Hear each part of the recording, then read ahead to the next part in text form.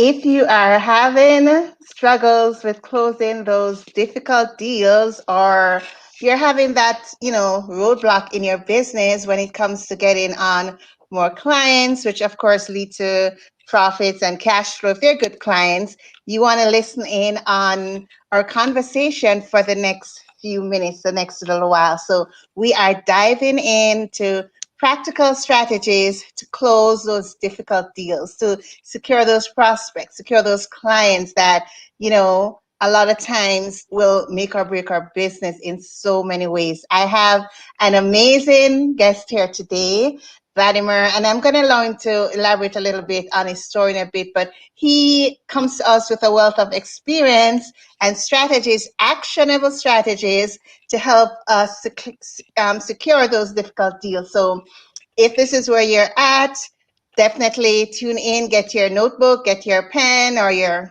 iPad, whatever you use to take your notes, and share this with other business owners, other persons who will benefit so much from this information. And we do know that sales is very important. It's a very important component of your business. So Vladimir, thank you so much for tuning in, and be willing to share these practical actionable steps that you're about to share with us. Thank you so much for tuning in today.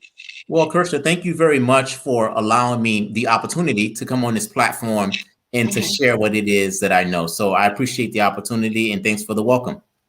Yeah, so my first question is why is it that you've chosen to really focus on this area? I know there's so many persons who are like, okay, I can help you do this, I can move the needle on your business in so many ways. Why is it that you have stepped into this arena to really, help with these areas in business? Yeah, certainly. I would love to share that. And if I may, I have a 2-hour version of my backstory, but I'm not going to give you the 2-hour version. I'm going to give you the 2-minute version of my backstory because I think backstories are important. So I'm Yeah, going to they start can off reach out to you for the 2 hours. yeah, I'm going to give you just a 2-minute version of my backstory so that way you can understand how I've gotten to this point, right? So kind of like most people, in order to make a living, I once had a job. And the job that I had was an amazing job. They treated me very well, very well. I worked as an executive for a small university, and I did that for about 12 years. However, 5 years into that role, though, I said to myself, I'm no longer challenged in this role. And what is it do I want to do next? I knew that that's not something that I wanted to do indefinitely. So I asked myself a very important and a very, heavy question was, if I don't continue in that role, what do I do next? This was about 7 years ago. I said to myself, I want to go into entrepreneurship. Now that's vague and that's broad because you can do a million things as an entrepreneur. So then I had to ask myself a second question is, okay, if you go into entrepreneurship, there's a million things you can do. What are you going to do? And at that time, I said to myself, I want to go into a business that I know is going to be around for a very long time, right? So this was 7 years ago. The business that made sense to me 7 years ago was the dating industry. I said, you know what? Dating is going to be around for a very long time. It's always around, yeah. Always around, right? So I said, I might as well, if I'm going to leave a very comfortable job and I want to go into business for myself, I might as well go into that type of a business. Now, I'm not a programmer. I don't know how to program. I don't know how to do any of that stuff. So what I did is I hired and I paid a guy $30,000 to build me a dating / a dancing type of website. Because again, that was going to be my vehicle into entrepreneurship.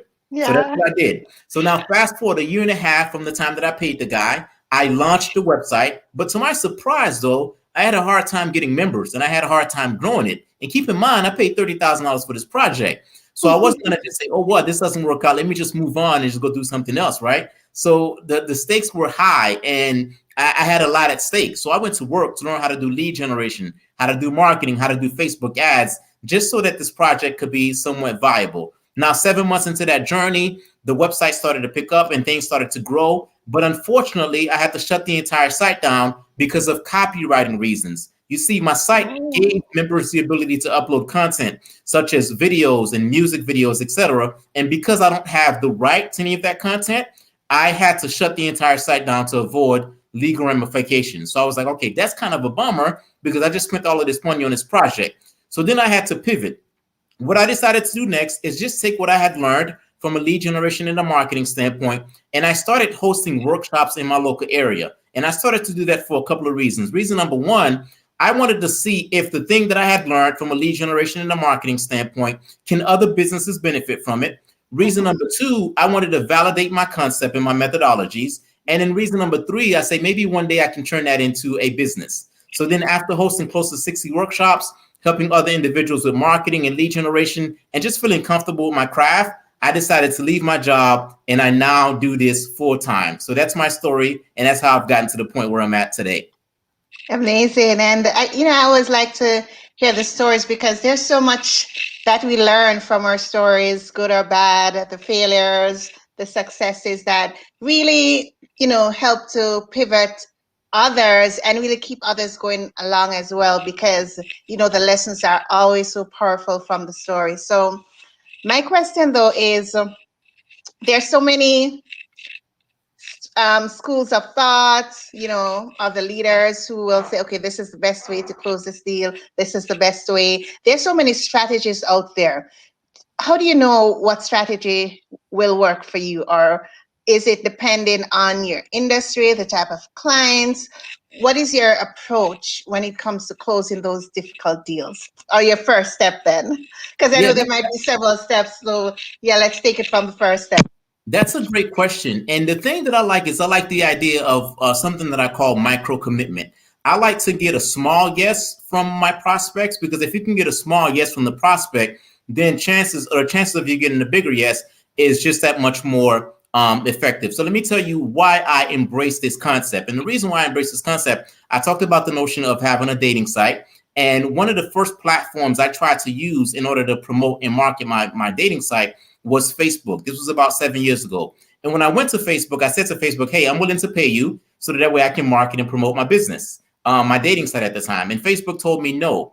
And the reason why Facebook told me no is because Facebook had a handful of dating sites that they were using, and they were not allowed to allow any other dating sites to market and promote themselves. So what I did is I said, you know what? Okay, Facebook said no to me. Let me go and find other platforms that I can use to promote and market my business. So I went to other platforms to promote and market my business. But the problem I was having is that it was costing me about $20 for me to get a new member. And at that time, that wasn't something that was feasible for me from a financial standpoint. So I said, you know what, I have to learn a little bit more about this whole marketing thing. So when I started learning more about marketing, what I learned was that a lot of the individuals that I was learning from, a lot of individuals that I was going through their sales process, that they would always lead with something for free. So what they would do is that they would give me free information, a free guide, a free resource.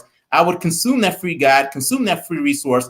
And only after I got value from that free guide and that free resource, I would go to the next step of their sales process. I would, maybe buy something for $20 and then maybe spend a little bit more money with them. So then when I noticed that, I said to myself, well, maybe I can do something very similar for my dating site. So what I decided to do for my dating site is I created two guides. The first guide I created a guide for if you are an individual that wants to connect with a young lady on a dance floor, here's how to connect with a young lady on the dance floor. That was the first guide I created. The second guide I created is I say, if you are an individual that wants to connect with a male on the dance floor, here's how to connect with the male on the dance floor. So then after I created those guides, I went back to Facebook, and here's what happened. Facebook told me yes this time around. Facebook said, yes, I can market the guide because I was no longer marketing my dating site. Not only did Facebook tell me yes, right? The other thing that happened is that the individuals who came into my world to become a member, it was costing me $2 to get a new member versus $20. And the reason why is because all of a sudden I was leading with something for free, and I was asking people to make what we call a small but micro commitment with me. And when people make a small but micro commitment, and you can lead with resources, you can lead with training, I find that it's easier for people to say yes. Not only is it easier for people to say yes, it is then easier for them to make the next step with you. So that's why I embrace the concept of micro commitment and getting people to say small yeses. That's interesting. Which one of those guides was more popular? I'm just curious, from the male side or the female side? The guide that was more popular was definitely the guide of how to connect with a lady on the dance floor. That guide was a lot more popular than say how to connect with a female on the dance floor. Okay, that's pretty interesting.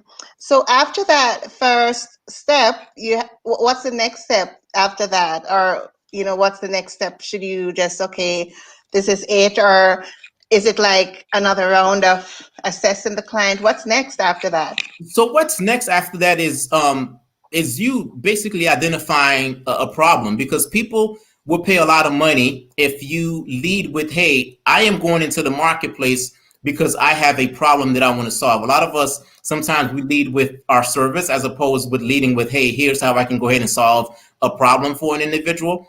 When I worked for the university, I worked for a private university. Now, my private university was not the only university in town, right? So we had the private university. We also had the state university. We also had the community colleges as well. And what I noticed was that a student would come to the university that I worked at, and they would pay 10 to 15 times more money compared to going to the community college. And I didn't really understand that at first. But then when I started to kind of just work there a little bit longer and started to kind of just understand their marketing process, what they did is that they always focused on and marketed the problem.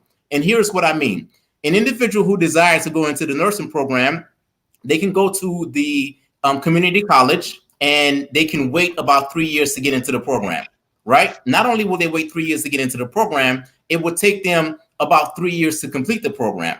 However, if they came to, say, our university in that case, they can get into the program within 6 months. So a 6-month waiting period. Not only do they have a 6-month waiting period, their completion period is a lot less. So then what the university did is the university marketed that problem. Hey, you want to save time? You want to get out into the marketplace so much sooner? Yeah. That is one of the things that they led with. And because they led with, hey, I know that you have this problem and I'm going to help you to solve this problem, that allowed people to say yes to them just that much easier. So when I work with people, and even in my own marketing process, I try to say, okay, the individuals who desire to do business with me, what is the problem that they're having? And how can I position my marketing as saying, I'm going to help you to solve this problem? Because when I can solve the problem, people will pay money when you solve problems, and people will say yes when you solve problems.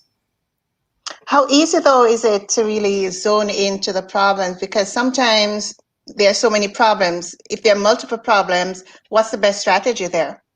I would say just start with a very small problem. It doesn't have to be a big problem. I've created guides. So I talked about the guide that I created for the dating site. I've also created guides for my marketing company. Hey, do you want to know what to say on a landing page so that you can get more, you can convert more leads? So if I go out into the marketplace and I say, hey, you probably have a website, and the website is probably not getting you as many leads as you would like, I'm going to just provide you with a free guide.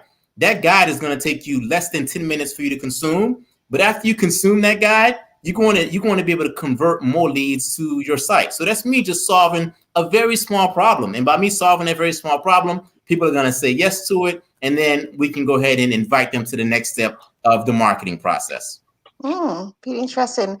So that's 2 steps. What's the next step? And even before you get into the next step, is there a time frame? Like, is it like a week, 2 weeks? What's the time frame of implementing these steps as we're going along? So the time frame, so let me make sure I understand your question correctly. The time frame it'll take for someone who desires to implement this process, how long is it going to take that individual? Yes, like you've done step 1, how long before you do step 2, how long before you do step 3? Yeah.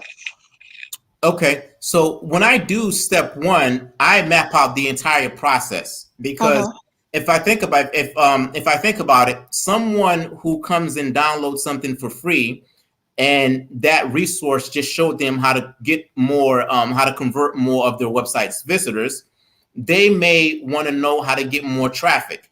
They may want to know how to create a webinar. They may want to know how to run Facebook ads. So I'm solving one small problem for them, but they may want a complete marketing process. Yeah. So because of that, after they consume my free guide, I'm going to immediately give them the opportunity to maybe get on the phone with me to talk about how I can help them to solve their overall problem. So I'm going to have those steps already mapped out. When it was time for my dating site, I would say, hey, here's how you can connect with the young lady on the dance floor. However, you may not, I just showed you how you can do it. Now you need to find that person. So in order for you to find that person, guess what? I have a place you can go to. I have a site you can go to go ahead and just make that happen. So those things are already thought through before I map out the entire marketing funnel. Does that make sense? Yeah. So Okay. you're thinking ahead, and then you're knowing, okay, it's time to do this, time to do that. But it's like, it's good to look at the overall picture. What are the steps, all the steps, so you know what's next, when next, and then you can change it as needs go. So you've done the solving that small problem. Then you've probably hopped on a call. What's next after that? So some of the things that are next, one of the things that's next, one of the things that some of the times we all have problems with, myself included, is a thing we call traffic. So how do I get as many people to see this thing as possible? How do I get more eyeballs? How do I get more visibility? How do I get all of these different things? And when I look at what we call traffic, when I look at, hey, I want to get more eyeballs and I want to get more people through my sales process, the lens that I look at it through is that the purpose or the goal of my traffic is for people to understand what it is that I do, as opposed to me explaining what it is that I do. So now let me explain that, right? Yeah. Let me explain that. I remember at one point in time, after I learned how to do lead generation and marketing, I went to a marketplace. So there's many different marketplaces that exist out there. So such as Fiverr. Someone like yourself. So let's just say if you are looking for a service provider, someone to do marketing for you, you can go to a marketplace. You can tell that marketplace, hey, these are my needs. And that marketplace is going to match you with a seller, with someone like myself. So I was using a marketplace, and what the marketplace would do is the marketplace would send me leads based on people who wanted social media, marketing, sales. The marketplace collected the lead and sent that information to me right away. And my job was that I needed to reach out to the person and to call them right away. So let's just say that, today you went out to the marketplace, you say, hey, marketplace, this is my business. I want to get more leads. And the marketplace is, okay, no problem. I'm going to send you information to Vladimir. I get on the phone, I call you. Now I'm having a conversation with you. And what I have found is that when I get on the phone with you, you don't necessarily know me. You know the marketplace, and you know that I've gotten your contact information from the marketplace. What I found is that I am explaining to you what it is that I do, and I'm trying to convince you that I'm the right person for you. Yeah. That was my goal. That's the thing that I was doing. And I found that to be a little bit difficult, whereby if an individual comes to me and they already understand what I do, that's a lot more easier. So these days, I'd much rather have someone watch a video. I much have someone join my Facebook group. I much have someone go through a webinar and understand what it is that I do, so that by the time they get on the phone with me, it's like, okay, yeah, Vladimir, I understand what you do. I know your backstory. Not only do I know your backstory, I just connect with you on so many different levels because you've already solved the problem that I'm trying to solve. And the way that they know that is because they've had the opportunity to consume content. So then from a conversion process, it is much easier for that person to say yes to me because they've come to me knowing and understanding what it is that I do. So my aim for traffic is that I don't want someone who sees my traffic, I don't want them to get on the phone with me right away. I much rather that they consume content and they go through a process of understanding what it is that I do and how I can help them before they get on the phone with me. So that's my aim for traffic. Yeah, and then I can see where that does save time, because sometimes if you're unsure, what someone does, you want to know, because you want to, of course, ask those questions, be clear that this person can, support me in my goals, help me solve my problem. So you want to be clear what they do and if they can, of course, help you to really solve your issue. So definitely that is, I can see that where that makes sense, ensuring that they have an idea, what you do before and all that. So basically, those methods in which they're finding out what you do, you try to make them very simple and clear, right? So that there's no ambiguity there. Yeah, I try to make it very simple, very clear. And I just couldn't understand. I couldn't understand why someone who expressed the need and who expressed the desire and was looking for someone to do business with, why was it, so difficult for that person to say yes to me? And when I understood that, hey, the person didn't necessarily go through the proper frame, I completely changed my marketing process, and I completely just changed my focus. Because, when I go to a marketplace, I am paying that marketplace for a lead, right? That marketplace is sending me a lead, but I'm paying them for it. Well, I much rather pay for a lead and have that lead consume some of my content. And then when they come to me, they're a little bit more pre-framed and they understand what it is that I do a little bit better, type of thing. I found that worked for me a lot better. Okay. Do you find that even after doing that, though, persons still had questions when they actually met with you? They did, and I'm perfectly fine with that. I'm a very metrics and I'm a very numbers driven type of individual. So if I took, let's just say I went to a marketplace and the marketplace was sending me leads. If I had the opportunity to get on the phone with, say, 10 people using that process, right, I would probably close 0. And maybe it's because of my closing skills. I don't know. But then again, if you compare that to someone who's gone through and engaged with some of my content and have already know what it is that I do, I would close 2. So then when I was able to make those 2 comparisons, like, you know what, it just makes more sense because I'm able to close 20% via this process, but by this process, I'm closing 0%. I was like, let me stop doing that. Let me do this type of thing. So that's why I embrace that concept. Okay. Yeah.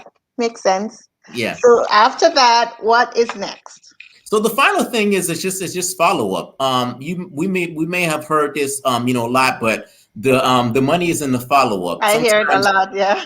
Yeah, people just have to see things more than once before they say yes. I wish that in a perfect world, the very first time we ask someone to do something, we ask someone to take the next step with us, they would say yes, but that's not necessarily our reality. I'm going to just use one more analogy from the university. When I worked at the university, the university started off with being a for-profit university. And as a for-profit university, the university had limited funding availability. So we could only pass down so much money to our students.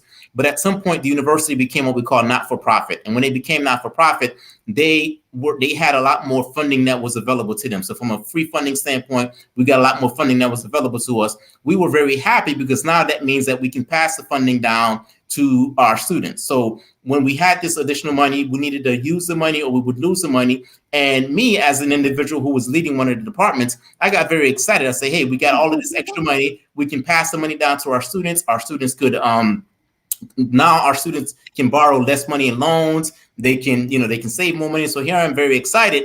And then I put together a campaign. I put together an email campaign to reach out to students and say, hey, I just need you to come down, sign this paperwork. And in some cases, you're going to get thousands of dollars of free money. Please come down and see me right away. So that was the first campaign. When I put that campaign out, for the reason, the response rate was just not, it was not acceptable. I'm saying to myself, nobody was interested. Yeah, it's like no one's interested in this free money. And then myself and my team, we got on the phone. We started calling people. Hey, come down and get this free money. And that still worked only it didn't work that well. In some cases, it took about 5 or 6 different times to ask someone to come down, sign a piece of paper, and to get free money.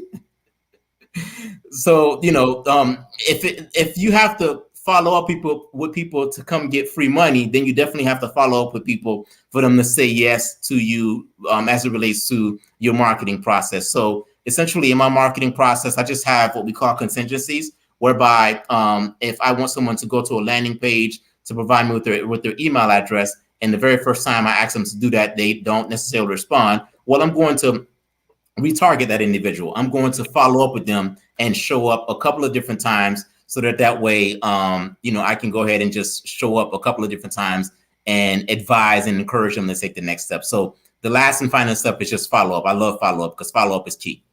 Yeah, and that makes sense because there's so many things pulling our attention. It's like you're on the road. There are so many, you see signs, even if you're on the internet, there are pop-ups in your email. It's so hard to keep track of everything, all the areas that are pulling for your attention. So I can definitely see the importance to follow up because sometimes it's not that the person might not want the service, but they just need that nudge to really say, okay, it's time.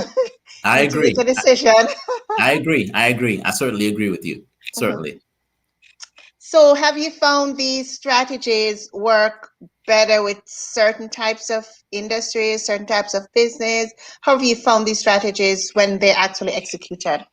That's a great question. I have found that these strategies work very well for client-based businesses. So if you provide a service and the service you work with clients and you provide a service, it works very well because it taps into human psychology. Human psychology will say yes. Hey, this is free. Like the barrier of entry is not really that high. You're giving me something for free. Yeah. So they will consume free content and free information and free resources.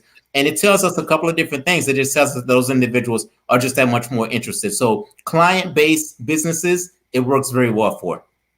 Okay, thanks. Can you, I mean, some persons might have tuned in a little late. Could you just recap the 4 steps as we close out? Because I know some persons just want to hear the summary. They just go to the end of the video. Yeah, no problem. So I embrace a 4-step process to get prospects to say yes using micro commitment strategies. And the very first step that I embrace is how do you lead with something for free and something that's going to be a low barrier of entry. So how can I create a resource and or a guide that's going to allow an individual to go ahead and just say, say yes, right? And then as I'm creating that guide, the thing that I need to think about is I need to think about what problem am I solving? You can go ahead and solve just a very small problem, because when you're solving a problem, people will say yes. We don't want to lead with, hey, I'm Vladimir, I do search engine optimization. Well, what will search engine optimization do for the end user? So that's the other thing that we focus on. Thing number 3 is traffic. My goal with traffic is that when someone comes through my conversion and my sales process, I want them to understand what it is that I do, as opposed to me explaining, because if they understand, I found that my conversion rate is going to be just that much higher. And then the final thing is follow-up, right? They say that people have to see things a handful of times before they say yes. Okay, great. Thank you so much. And how can persons reach out to you, find you? Yeah. Certainly. So a couple of different ways. If you connect, and if you are a creator, if you're a Black creator, I have a free Facebook group that's called Black Creators Connect. You can find it on Facebook. So just type Black Creators Connect in Facebook, and you can go ahead and join that community. We share a lot of resources. We do interviews like this. We also provide marketing, lead generation, and all types of business and life resources. So you can join us there. Or if you're wanting to take the next step with video marketing and using video marketing strategies to try to generate leads, I am running a special right now, and you can gain access to that special by going to vladadonis.com/workshop, and you'll get all of the details. Or you can just go to vladadonis.com/30 days, 30 days. So those are the resources, and those are the ways that individuals can go ahead and take the next step. Or if you just desire to, to chat a few on Facebook, you can go ahead and just send me a message. I'm very open to kind of just have, have conversations as well. Okay, great. Thank you. And please put the information in the comments. Some persons like to just see it and pull it up instead of figuring out, okay, how do I write this out? It's already there for them. Certainly, we do. I really appreciate you and appreciate your time, and appreciate you allowing me to share my knowledge and or expertise with your audience.